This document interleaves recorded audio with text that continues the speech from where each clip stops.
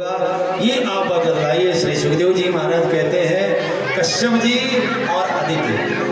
कश्यप जी के कहने पर माता अदिति ने व्रत किया और व्रत करने से इनके यहाँ पर भगवान वामन का प्राकट हुआ। और जिस समय भगवान वामन का प्राकट हुआ उस समय सभी लोगों ने भेंट देने के लिए पधारे। तम बटुवा मनम दृष्टा मोदमाना महर्षया कर्माणि कारयामासो पुरस्कृता प्रजापति। सभी लोग भेंट देने के लिए पधारे।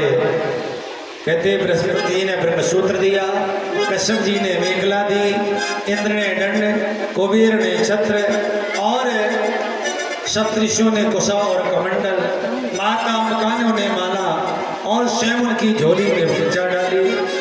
आज पूर्णता वामन भगवान का श्रृंगार हो गया। बोलिए वामन भगवान की जय हो। और वामन भगवान छोटा सा रूप बना करके राजा बलि जहाँ पर यज्ञ कर रहे हैं वहां पधारे। और जैसी बलि ने देखा अपने आसन से खड़े हो गए। गुरुदेव ने कहा नहीं नहीं, आसन से उठा नहीं जाता पूजा में।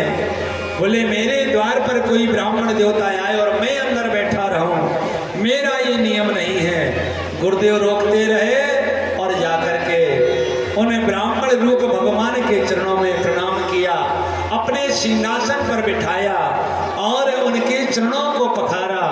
हाथ जोड़कर कहते हैं स्वागतम वो नमस्तभ्यम ब्रह्मं किं करवामि ब्रह्मषीणा तपा साक्षात् मन्ये त्वाया वपुरधर। हे प्रभु, हे ब्राह्मण देवता, बताइए कैसे पधारे आप। बोले मैंने नाम सुना है तो बहुत बड़ा दानी है, तो मैं तेरा दर्शन करने के लिए आया था। तो आप जानते हो कि हम दानी हैं, तो जब दानी जानते हो तो आप बताइए कि आपको दान में क्या चाहिए। बोले मांगना कुछ नहीं है। अरे नहीं नहीं, जब आए हो तो कुछ तो मांगो। बोले कुछ नहीं लेना। बोले कहो तो।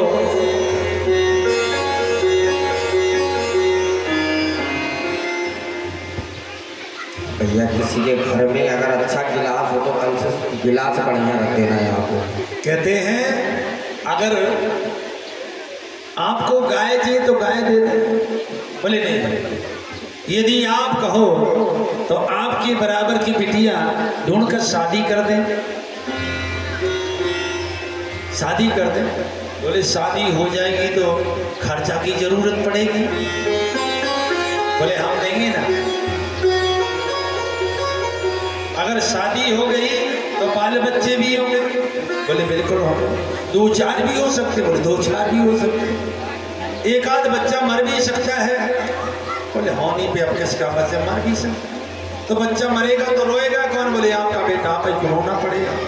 तो बोले रोने वाला हमें काम नहीं करना, हमें नहीं शादी करना। अरे बोले महाराज का चित्त मांगो। बोले देने की यदि आपको ज्यादा श्रद्धा है तो पहले आप संकल्प कर दो। बलि हंस पड़ेगी बड़ी देर में तो बोले अब विश्वास नहीं है, हम मांगते तो देखो। बोले नहीं, संकल्प करते। तो जैसे ही संकल्प की बात आई तो गुरुजी उनके आए और गुरुजी ने पकड़ा हाथ और एकांत में ले गए। बोले इन्हें संकल्प नहीं कर देना, तुम नहीं जानती है कौन है। हम जानते। बोले कौन है ये।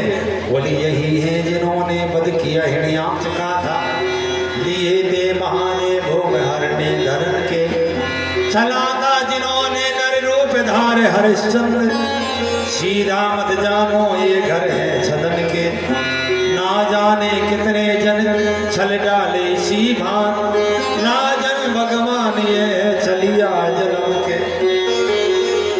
ये भगवान है। बोले वाह गुरुदेव, हम तो पंडित जी समझ रहे थे, तुमने बताया भगवान है, तब तो मेरा तीनों लोकों में नाम हो गया।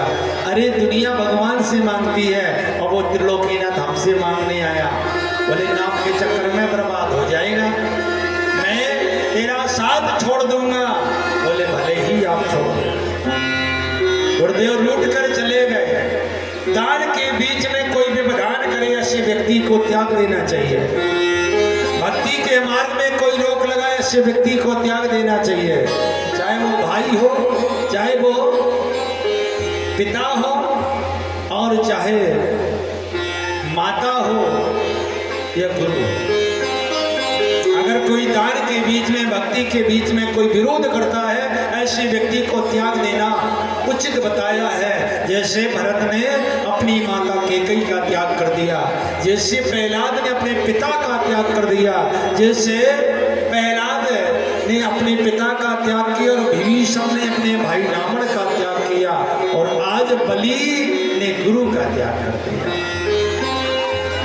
गुरुदेव रूठ कर चले गए।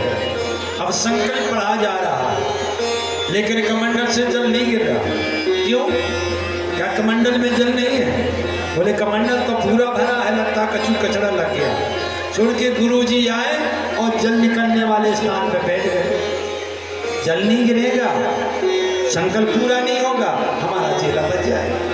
तो भगवान ने कहा ये काम तो तुम्हारी बहुत बढ़िया है कि तुमने कहा ये भगवान है, लेकिन ये काम तुम्हारी बड़ी खराब है कि भगवान को देने में सब चला जाएगा। तो इसका पोस्ट